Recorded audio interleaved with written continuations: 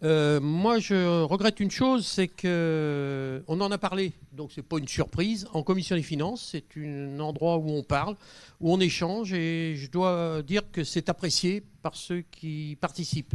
Je vous remercie d'y avoir fait allusion. Alors, moi, je suis très content que vous ayez dit que ça allait bien. Moi, ce que j'aimerais aussi, c'est que vous puissiez nous donner les prémices du CFU. Parce que vous l'avez évoqué, mais le CFU ne tombe pas du ciel. Et donc, on a déjà une idée, quand vous bâtissez le budget, et heureusement, de ce que ça va donner. Et nous, on aimerait bien le partager. Mais bon, ça, c'est pas grave.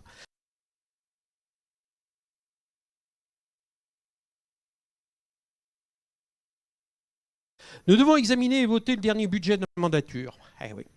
Un exercice intéressant car il met en évidence la réalité des choix et des non-choix.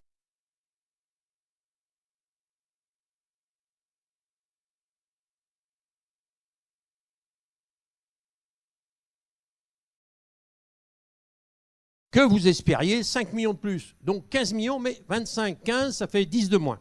Un audit demandé par l'exécutif, vous-même, de notre collectivité avait mis en garde contre l'effet ciseau initié depuis le lancement du plan de relance.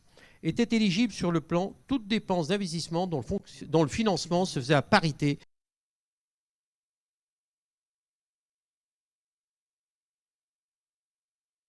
avec les ressources mobilisées par la commune.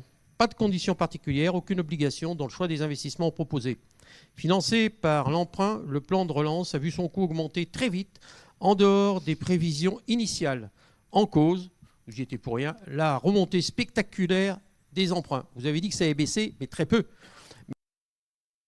Et là, on était à 0,81, on est passé à 3,50. Cela a généré une dérive importante et même impressionnante qui hypothèque à terme notre capacité future d'investissement. Cette capacité érodée devra pourtant relever de nombreux défis. Et en plus, on ne connaissait pas trop les dispositions gouvernementales, mais pour l'instant, ils savent dans toutes les collectivités. Pour ne pas être taxé de catastrophisme fantasmé, les écologistes demandent à ce que l'on objective ces défis, que l'on procède à une analyse de l'exposition au risque de notre collectivité. Cette analyse est un outil qui permettrait de prioriser nos investissements et accessoirement de négocier de manière éclairée le montant des primes d'assurance. Ça, c'est pour rire. Ces résultats pourraient être mis à disposition de chacune de nos communes. Cette demande, je l'ai déjà exprimée. Pourquoi prioriser pour générer des arbitrages éclairés? Oui, il faudra des choix et pour cela sortir de la seule argumentation autocentrée sur les préoccupations tout aussi légitimes des uns et des autres. Il est nécessaire de pouvoir argumenter et justifier dans la volonté d'assurer la viabilité de notre territoire et la sécurité de ses habitants et habitantes. À cet égard, nous avons aussi demandé que l'on nous informe de l'état d'avancement de l'élaboration du plan intercommunal de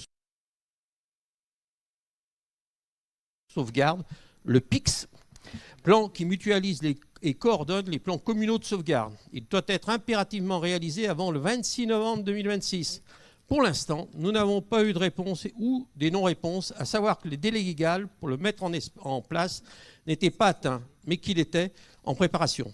Après ce qui s'est passé le 17 octobre 2024, on aurait pu espérer que sa conception et sa réalisation soient devenues une réelle urgence, que la date limite et légale du 26 novembre devait être devancée.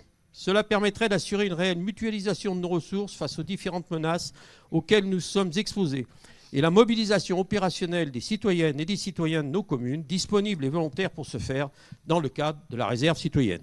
Mais au-delà de ces constats de non-priorisation, il est aussi à la veille d'une nouvelle mandature, pas inutile de rappeler notre demande déjà ancienne, de souvent répéter, de voir nos politiques définies en fonction d'objectifs précis, quantifiés, dotés d'indicateurs en permettant de suivi, comme ce qui a été fait pour le PAT.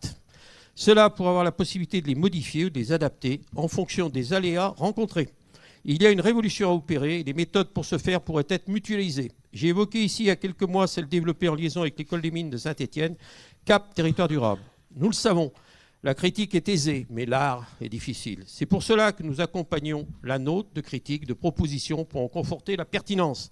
Nous vous abstiendrons pour le vote du budget qui nous paraît trop dispersé, sans priorité réelle. Et j'ai 30 secondes pour dire que vraiment, ce que nous demandons, c'est déjà acquis dans certains des rapports où nous avons trouvé une évaluation avec des indicateurs, et c'est ce que nous aimerions avoir plus globalement. Et surtout, ce que nous aimerions, je me tourne aussi vers les services, c'est 3 ans de visibilité. C'est-à-dire un CA, un CFU maintenant, et le BP, ce qui permettrait d'avoir une bonne visibilité.